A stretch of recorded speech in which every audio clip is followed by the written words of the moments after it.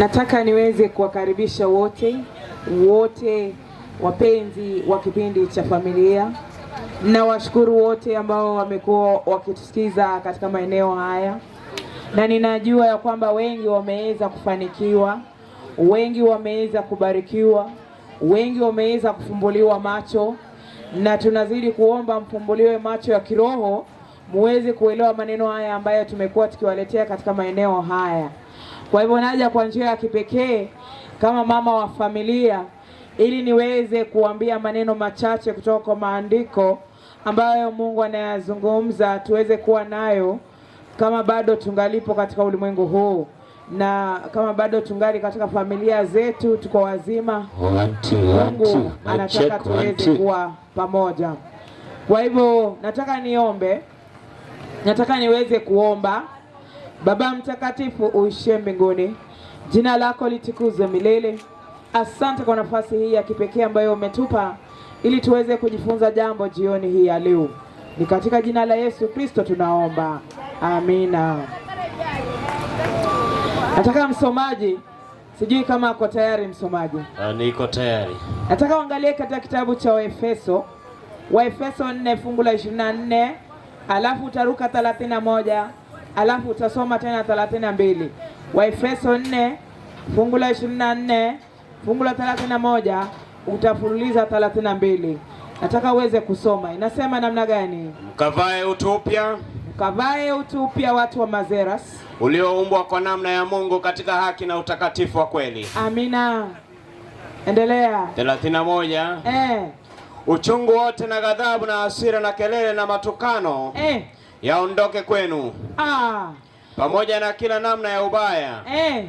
Tena iweni wafadhili ninyi kwa nyinyi, wenye huruma, mkasameheane kama Mungu katika Kristo alivyowasamehe ninyi. Kwa hivyo nazungumzia juu ya watu ambao wako ndani ya familia. Mwenyezi Mungu anasema ya kwamba tusiweze kuwa na matusi, tusiweze kuchukiana, tuweze kupendana, tusiweze kuwa na machungu ndani ya mioyo.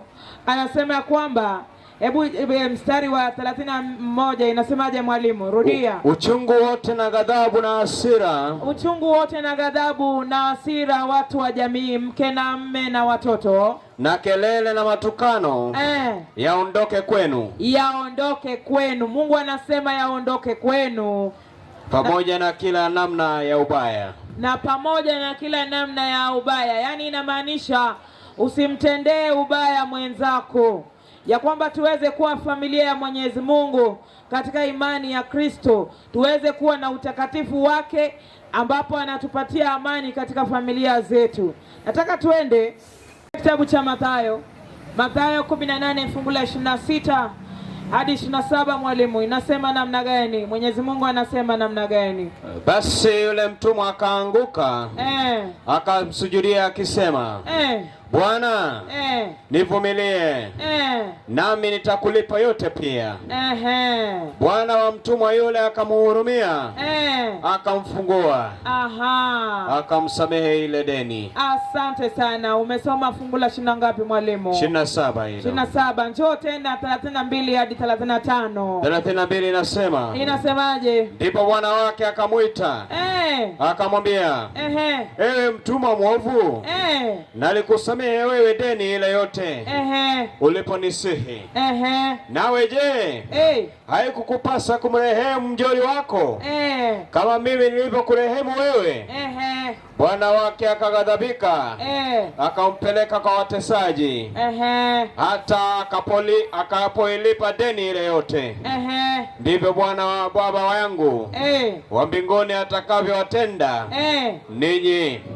Asante sana. Umesoma fungu la 35. 35 namaliza ikisema, naam, msiposamehe kwa mioyo yenu, msipowasamehe waume wenu na wake zenu na watoto wenu kwa mioyo yenu, kila mtu ndugu yake.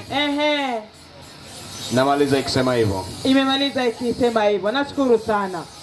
Yaani inamaanisha ya kwamba tuweze kuwa watu wa maneno mazuri, tuweze kuwa watu ambao hawana hasira. Tusiweze kutenda maovu, tuwe na hasira lakini tusitende maovu. Ya kwamba tusiweze kuwa na matusi ndani ya midomo yetu.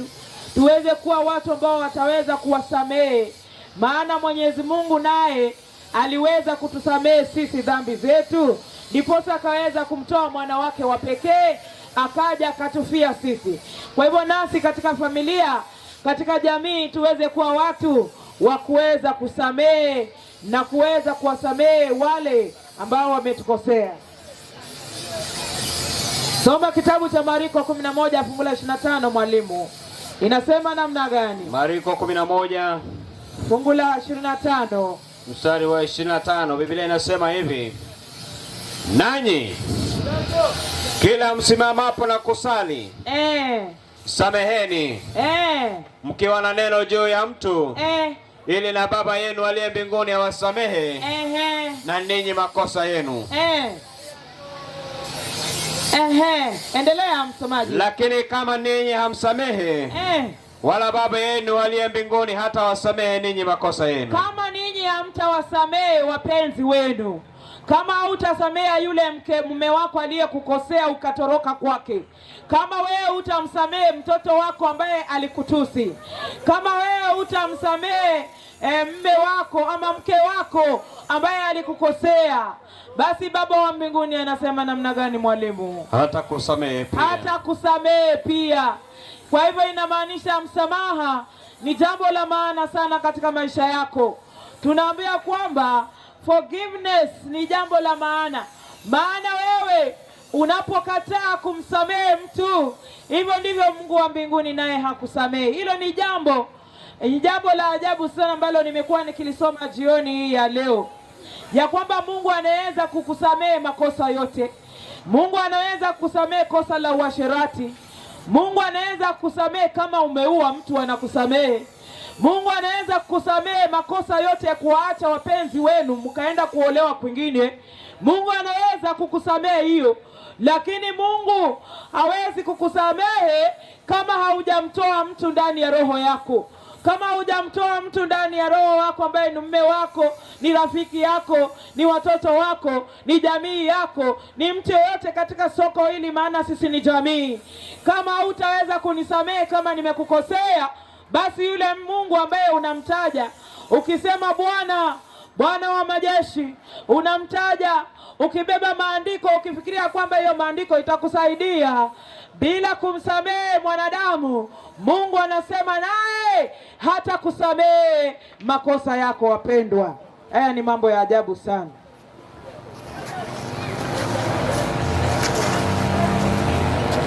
Unajua mwalimu, uko tayari? Mwalimu, ama maiki imekataa? Iko sawa, iko chonjo. Wewe sikia vile Mungu, unajua watu wanachukuanga Mungu kuwa kama robot. Mungu sio robot. Mungu ni Mungu, na Mungu alikuumba wewe. Kama Mungu alikuumba wewe na akaumba ulimwengu huu, basi ni Mungu na ni Bwana wa wote na ni baba wa familia. Kwa hivyo tunaambiwa ya kwamba kama wewe hautaweza kusamehe, sikia vile tunaambiwa, God will be angry with you because he forgave you but he will not forgive others. Yani Yesu, Mungu alifanya mambo ya ajabu sana kupitia kwa mtoto wake ambaye ni Yesu Kristo.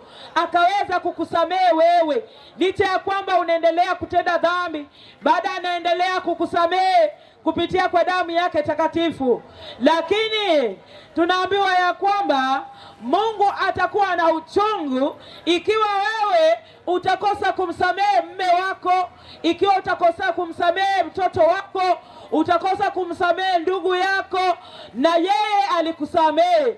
Basi kama yeye alitoa msamaha, hata kama bado tuko ndani ya dhambi, baada anatusamehe akingoja tuweze kufanya toba iliyo ya kweli, wewe unakataa kumsamehe mwenzako. Ati kwa sababu niko na deni yako unakataa hata kunisalimia, unashika grudge. Ati kwa sababu pengine mimi ninauza sana, pengine nimechukua nafasi yako, wewe unanishikia grudge. Tunaambiwa ya kwamba kama yeye Mungu aliyekuumba aliweza kutoa msamaha, basi wewe nawe unaruhusu kutoa msamaha. Watu ambao Mungu anawakasirikia na kuweza kuwa na hasira na watu wa aina hiyo ni wale watu ambao hawatoi msamaha, kwa sababu Yesu mwenyewe alitusamehe hata kama bado tunatenda dhambi, Yesu alitusamehe wapendwa. Tunahitaji kuwa watu wa msamaha. Kila wakati mtu akikukosea, kuwa na nafasi ya msamaha, kwa sababu Yesu alipokufa msalabani alikusamehe, na yeye alikuweko pale kukusamehe hata kabla misingi ya dunia hii kuweza kuwekwa. Yeye alikusamehe. Yesu ako tayari kukusamehe kama wewe tu utaweza kusamehe mwenzako. Utamwambia pole, utamwambia nisamehe. Kuomba msamaha ni jambo la maana sana katika maisha ya mtu yoyote yule anayejiita kwa jina la Kristo wapendwa. Asante sana.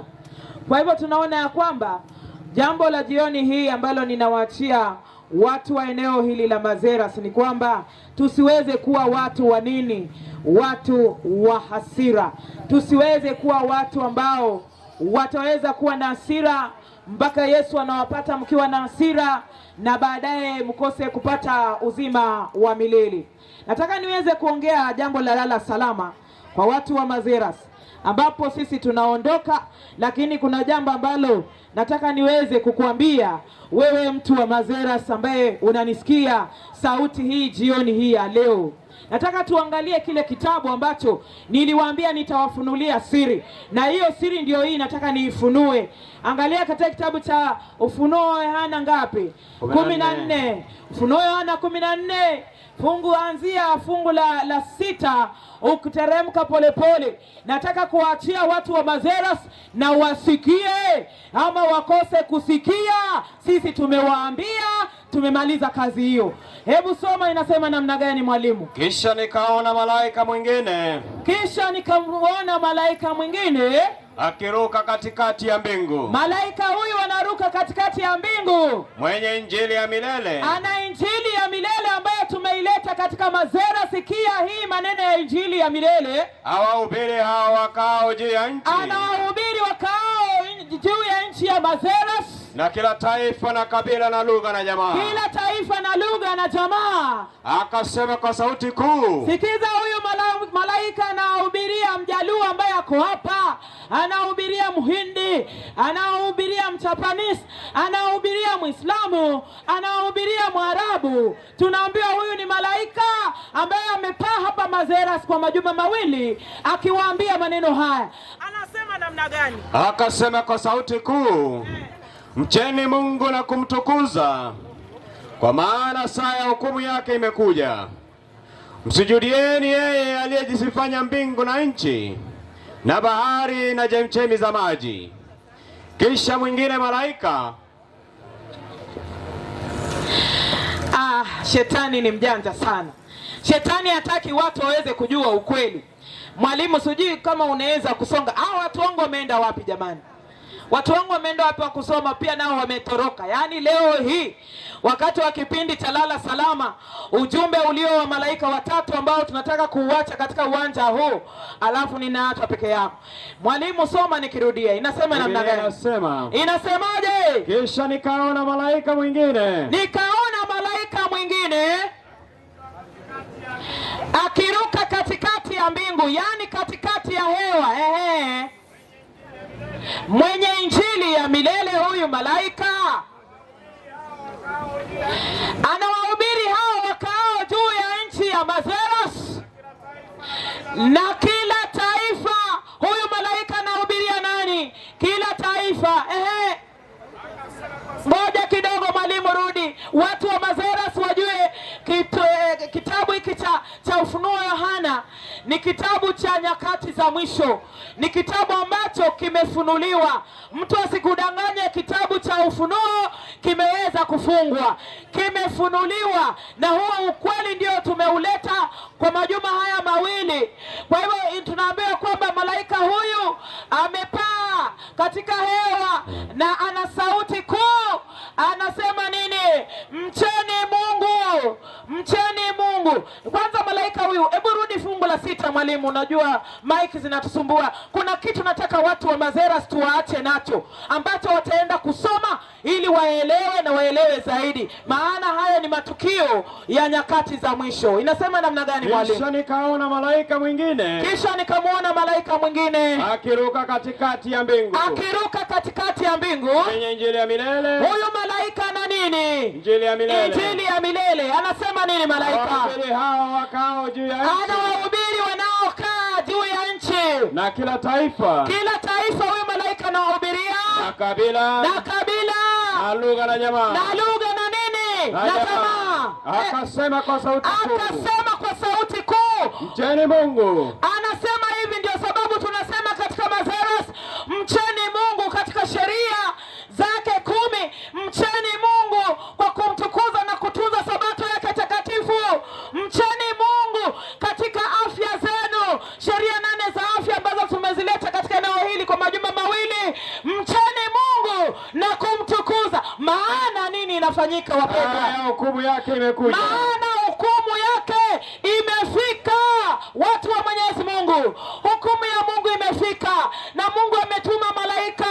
Ujumbe huu ni ujumbe wa milele, ni huu ndio ujumbe wa kweli. Ni wakati wa kumcha Mungu katika ndoa yako, ni wakati wa repentance, ni wakati wa toba, ni wakati wa kumcha Mungu, watu wa Mazeras, maana Yesu anakuja hivi karibuni. Anasema namna gani mwalimu? Msujudieni yeye aliyezifanya mbingu na nchi na bahari na chemchemi za maji. Msujudieni nani mwalimu? Yeye aliyezifanya mbingu. Yeye aliyefanya nini? Mbingu na nini? Na nchi, na nchi, na bahari, na bahari, na chemchemi za maji, na chemchemi za maji. Mungu anasema imefika mahali huyu mjumbe wa malaika watatu sasa anatoa sauti akiambia watu wa Mazeras, mcheni Mungu na kumtukuza, maana saa ya hukumu imefika. Na anaendelea akisema nini? Kisha mwingine, ngoja kidogo, anaposema tumche, anaendelea akisema nini?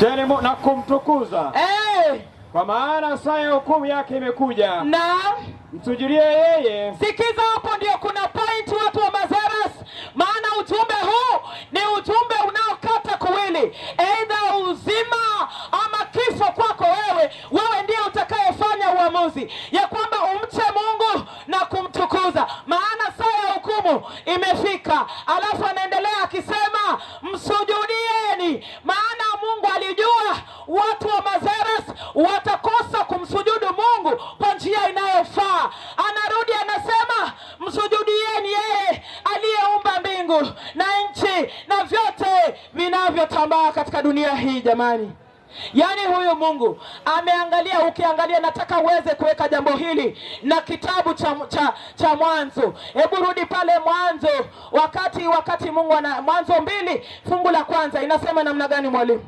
Basi mbingu na nchi zikamalizika. Sikieni watu wa Mazeras, kama inaingia, uwe mchungaji, uwe padri, hii sasa ni ujumbe wa lala salama. Anasema msujudieni yeye aliyeumba mbingu na nchi, maana anajua watu wanasujudu vitu ambavyo havifai, wanasujudu Mungu ndio kwa njia ambayo haifai, haimpendezi Mwenyezi Mungu. Anasema wakati ni sasa wa kufanya toba iliyo ya kweli. Hebu soma basi tuangalie hilo fungu. Mungu anasema tumwabudu yeye. Anarudi tena kusema mniabudu mimi niliyeumba mbingu na nchi. Kwa hivyo anatukumbusha yeye ni Mungu wa uumbaji. Wapendwa, Mwenyezi Mungu ni Mungu wa uumbaji. Ukitaka kutambua Mungu wako, unakumbuka uumbaji, unakumbuka uumbaji. Unapokumbuka uumbaji, utastarehe siku ya 7 ambayo ni sabato ya Mwenyezi Mungu, ambayo ni Jumamosi. Inasema namna gani mwalimu? Kisha mwingine, rudi pale Mwanzo. Nataka watu waweze kuconnect this network. Inasema namna gani mwalimu? Mwanzo 2:1. Mwanzo 2:1 inasema namna gani? Basi mbingu na nchi zikamalizika. Basi mbingu na nchi zikamalizika. Na ile malaika wa kwanza anasema msujudu aliyeumba mbingu. Yaani Mungu anakukumbusha wewe, rudi kumtazama Mungu aliyeumba.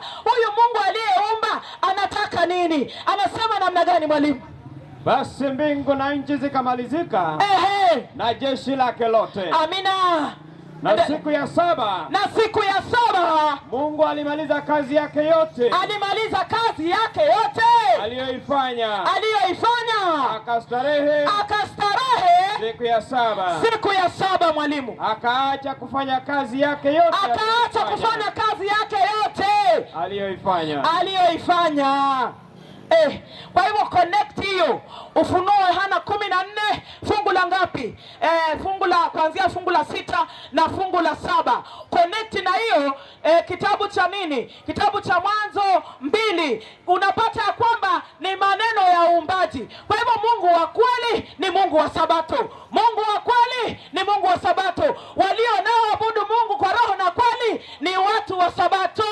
Hiyo ndio ujumbe wa kweli na ujumbe wa malaika watatu. Wasipofanya hivyo ni nini kinaendelea? Hebu enda kwa malaika wa pili ambaye Mungu anatupa katika soko hili. Watu hawa wasiweze kusema hatukusema. Wacha tuseme, wasikie, wakose kusikia, lakini wameambiwa. Inasema namna gani mwalimu? Kisha mwingine malaika wa pili. Malaika wa pili huyo anakuja sasa after malaika wa kwanza, anasema namna gani?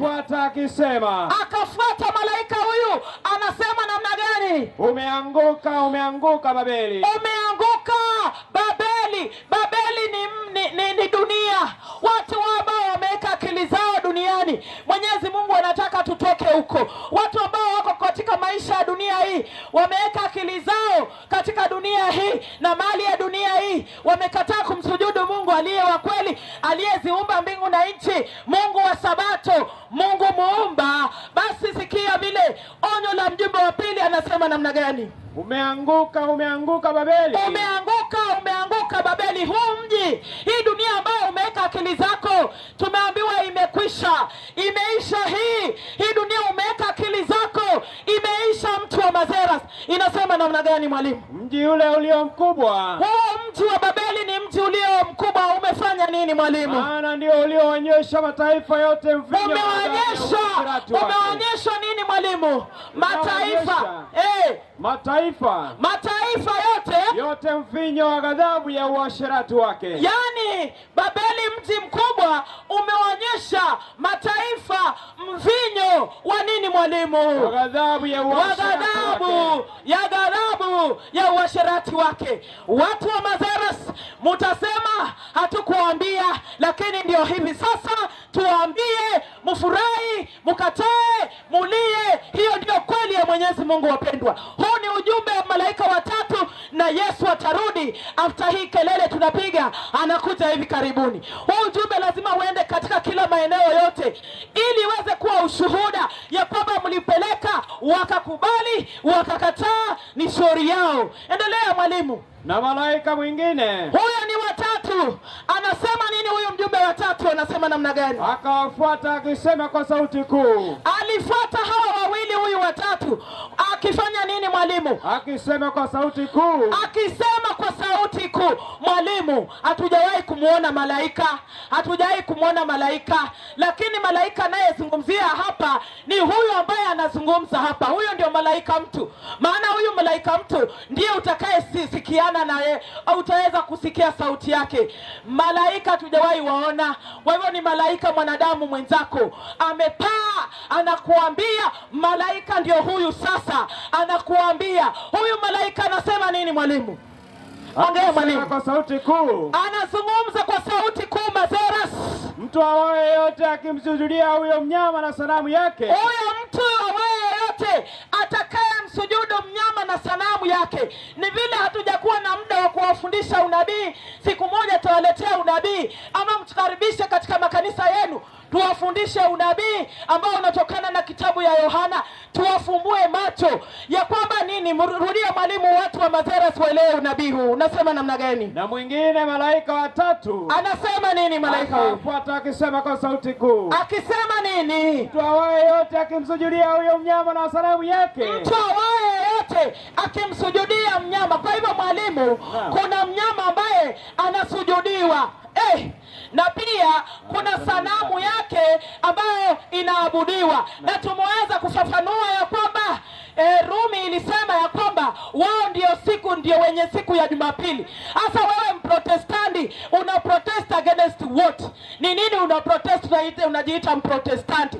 Ukienda kotini hauna kitu ya kujitetea, maana katekisimu imesema wazi ya kwamba Katoliki ndio mama ya nini ya Jumapili. Yeye ndiye kila kitu, yeye ndiye alibadilisha sheria ya Mwenyezi Mungu. Wewe unatapatapa na nini na sanamu ya wenyewe. Kwa hivyo tunaambiwa, anasema nini huyo mjumbe mwalimu? Mtu awaye yote akimsujudia huyo mnyama na sanamu yake, mtu awaye yote akimsujudia yule mnyama, ambaye siku nyingine tutaweza kuambia hizi siri, na mkipenda mtutafute tuambie siri, huyo mnyama ni nani. Na sanamu nitawaambia ni Sunday worship. Hiyo ndio sanamu, mkija tutawaelezea. Endelea, inasema namna gani? Chapa katika kipaji cha uso wake, atakapopokea chapa ya huyu mnyama katika kipaji cha uso wake au katika mkono wake, yeye naye atakunywa katika mvinyo wa ghadhabu ya Mungu iliyotengenezwa. Kwa hivyo inamaanisha ya kwamba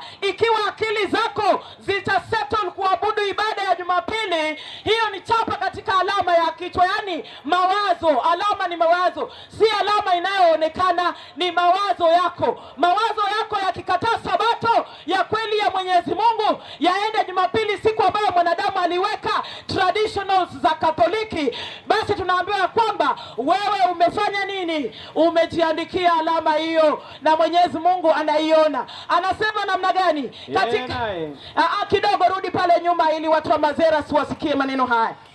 Na mwingine malaika watatu akawafuata akisema kwa sauti kuu. Akasema nini? Mtu awaye yote akimsujudia huyo mnyama na sanamu yake. Mtu awaye yote akimsujudu papasi na nani? Na sanamu yake ambaye ni Jumapili.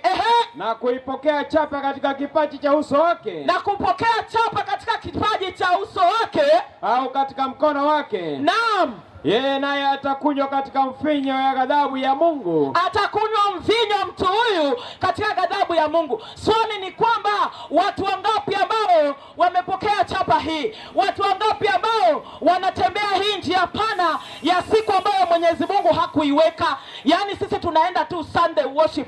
Sunday worship waachie wenyewe. Wakatoliki waendelee na Sunday worship. Na Wakatoliki wa Mungu wataondoka katika hiyo Sunday, warudi kuabudu na Mungu katika mlima wa kweli, sabato ya kweli, na Mungu atatutia muhuri tuende nyumbani mbinguni. Inaendelea akisema nini mjumbe huyu? Anaendelea akisema namna gani? Yeye atakunywa katika mvinyo wa ghadhabu ya Mungu. Yule ambaye atapokea chapa ya mnyama huyu iliyotengenezwa pasipo kuchanganywa na maji, katika kikombe cha hasira yake, naye atateswa kwa moto. Naye atateswa kwa kitu gani? Kwa moto. Kwa hivyo wote ambao ni njia pana wanaendelea wakisongea, wakiabudu, wakifanya ishara za uongo, wakitumia nguvu za mapepo, hao wote wanangoja kuchomwa kama hawatapinduka na kufuata njia ya kweli na kufuata ukweli wa Mwenyezi Mungu. Wapendwa, endelea inasema namna gani? Atateswa kwa moto na kiberiti, mbele ya malaika watakatifu, na mbele za mwana kondoo. Naam.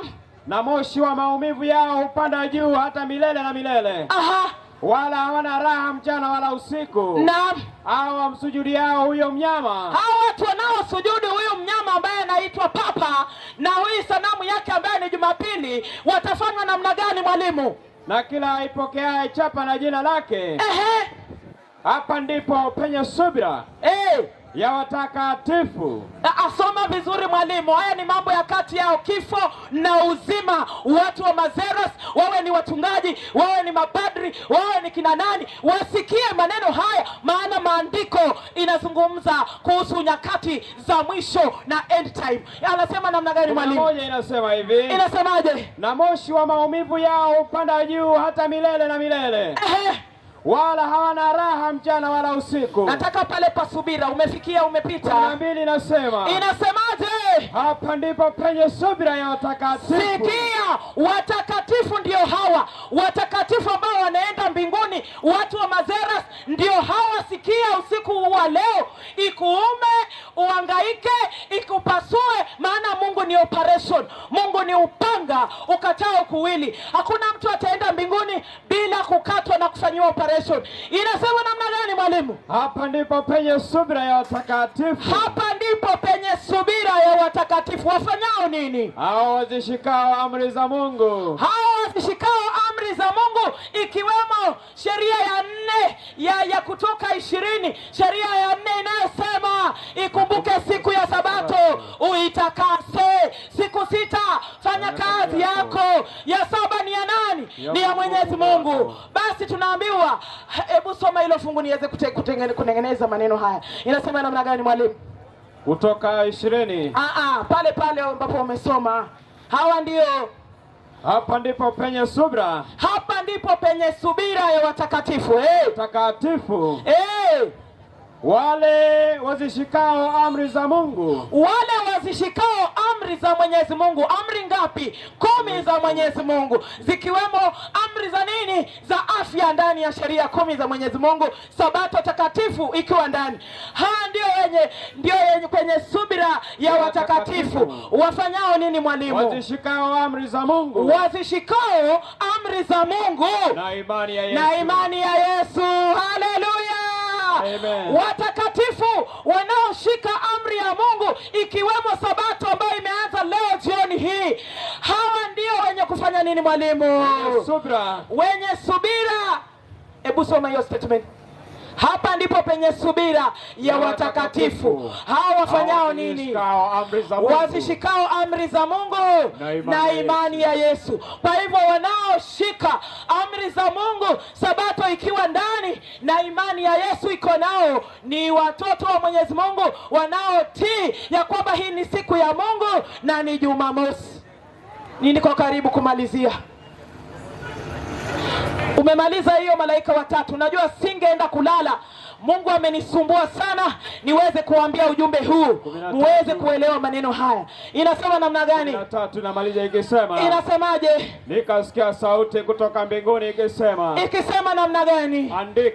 Andika. Heri wafu wafao katika Bwana. Heri wafu wafao katika Bwana. Heri wafu ambao watakao kufa ndani ya Sabato ya Mwenyezi Mungu. Heri hao ambao wamesikia huu ukweli waingie katika raha ya Mwenyezi Mungu. Heri hao watu. Endelea, inasema namna gani? Heri wafu wafao katika Bwana. Heri wafu wafao katika Bwana tangu sasa. Alafu anaendeleaje? Wasema roho. Wapate kupumzika baada ya taabu zao. Kwa kuwa matendo yao yafuatana nao. Asante sana. Kwa hivyo sisi tumemaliza kazi Mazeras. Tumemaliza kazi Mazeras, watu wa Mazeras. Mumepata ukweli, na kuna kweli nyingi ambazo hatujapata nafasi ya kuwapatia. Wewe kama unatamani kujua hizi kweli za unabii, nialike katika dhehebu lako, nikusaidie pamoja na watu wako, tuandamane pamoja, tuwe familia ya Mungu. Maana Mungu anasema heri wale watakatifu wazishikao amri za Mwenyezi Mungu na imani ya Yesu Kristo. Kama wewe unataja jina la Yesu Kristo, basi unahitaji kufanya hivyo. Familia inahitaji kuwa familia ya Mungu. Familia ya Mungu ni familia ambayo inazishika sheria ya Mwenyezi Mungu na imani ya Yesu Kristo. Asanteni sana watu wa Mazeras. Na jambo ambalo nataka kusema la mwisho ni kwamba mtu yoyote yule ambaye ana matatizo na ametamani kushughulikiwa, mimi niko bado hapa. Mimi ni mmoja wenu Mazeras. Namba zangu za simu mmepokea katika vijikaratasi vyenu. Kesho hatutapatikana kwa sababu tutakuwa katika ibada, na tunawaalika wote. Yule ambaye Mungu atashawishi jioni hii ya leo, hebu ponyoka mchana wengine wakikuona, maana ni uzima wa milele unaenda. Kuna ubatizo mkubwa ambao utafanyika hapa Mazeras, ambao wale ambao wamejitokeza watabatizwa na watakatifu wengine waweze kuungana nasi pamoja katika ibada ya kweli ya Mwenyezi Mungu. Kwa hivyo tunawaalika kwa njia ya kipekee kumpokea Yesu katika maisha yako kwa njia ambayo ni ya kweli. Na pia wale wagonjwa ambao bado wanahitaji kutuona, basi bado tuko hapa Mazeras, tutawasaidia. kukusaidia, bora unipigie simu, nitakuelekeza mahali niko, maana nitaendelea kukufanyia ile hali ambayo unahitaji katika maisha yako. Wote ambao watatutafuta muwaelekeze pale Katoliki, wakikuja wataweza kutupata. Mungu aweze kuwa pamoja nanyi watu wa Mazeras. Kwaherini hadi Yesu atakaporudi, tuonane hapa duniani ama tukutane tena kule juu. Nataka niweze kuomba tafadhali. Nataka kuweza kuomba. Nataka niombe. Baba mtakatifu uishie juu mbinguni, jina lako litukuzwe milele, kwa maana wewe ndiye unayestahili. Umetupa ujumbe kwa watoto wako, wamesikia ujumbe kwa majuma haya mawili, basi chochea mioyo yao waweze kukupokea katika maisha yao.